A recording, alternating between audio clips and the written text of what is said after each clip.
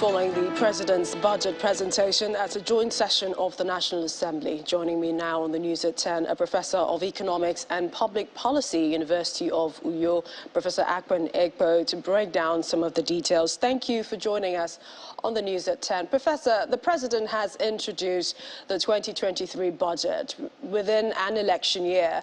What are your thoughts? And considering this is the last time he'll be doing so. Thank you very much. Yes, the President's budget has been very comprehensive. Definitely is in an election year. It is the last budget before leaving office next year. There's some areas of concern. First, the President has listed a lot of achievements, which we don't have time to discuss it, but my worry in one area is the area of power supply. They've thrown a lot of money at the power sector, and still the economy is, for the most part, a generator-driven economy. We've not done much in that area, and yet it's not a rocket science. The other concern is that there's a lot of revenue challenge. The President has said so. There's a big threat to the economy.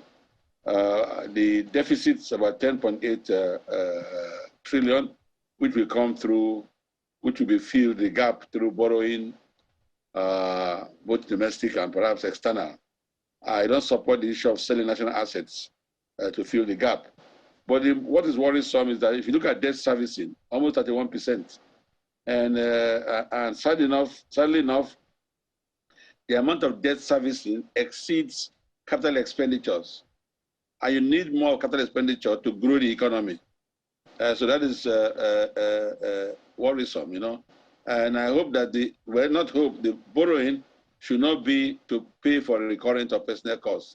You borrow to finance capital projects, hard infrastructure, in order to enhance growth in the medium and long term. So I hope the borrowing is not to finance recurrent.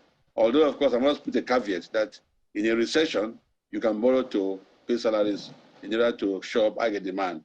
But we're not in a recession. So I hope, so that's my worry. The capital component is very little, and it's less than what we spend in debt servicing. Then the debt, we need more transparency in terms of debt, you know. If you are borrowing to finance infrastructure, let's so that those projects can pay their way. Otherwise, becomes a big challenge. The other issue the President raised, which of concern to me, is the issue of by next year, oil subsidy will be abolished. Let me say it is easy said than done. First things first.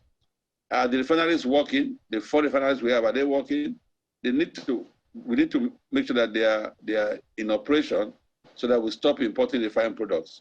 And then step by step, we can then begin to remove the subsidy. I'm sure that conversation will be discussed at some point when the time comes. But let's also not miss the point that this is an estimate, and the National Assembly has a right to scrutinize the budget based on their own expertise and maybe co-opt experts, so that at the end of the day, we have a budget for Nigeria. The other worry is that, as you've said, is an era of politics. So I hope politics does not dominate the discussion. And Professor, these are also some of the worries the lawmakers indeed expressed in our earlier report. But what do you think the average Nigerian feeling, the impact of, you know, planned economic growth and these policies, how they impact them? And this is also saying as, you know, our population is growing. Our population is growing, but until the budget is implemented and we'll see the results, the outcome, then we can see there's an impact. For now, it's mere estimate. As I always say, people don't eat growth, people don't eat GDP. When they begin to implement and we monitor, we evaluate it, then the impact will be felt. For now, it's mere estimate, and we only hope that at the end of the day, it will be of benefit to all Nigerians. And let me say that the budget is the emphasis more is on fiscal sustainability, okay, which really means that the government is concerned more about revenue, expenditure, and debt and its interactions, okay? And let's hope that monetary policy will be accommodating. But for now, it is difficult to actually assess the impact. We only hope that if it's well articulated and the operation bill becomes an act, properly implemented, then the impact will be assessed at that time. Professor of Economics and Public Policy, University of Uyo. Professor Akpan Ekpo, appreciate your time. Thank you for joining us on the News at 10 tonight.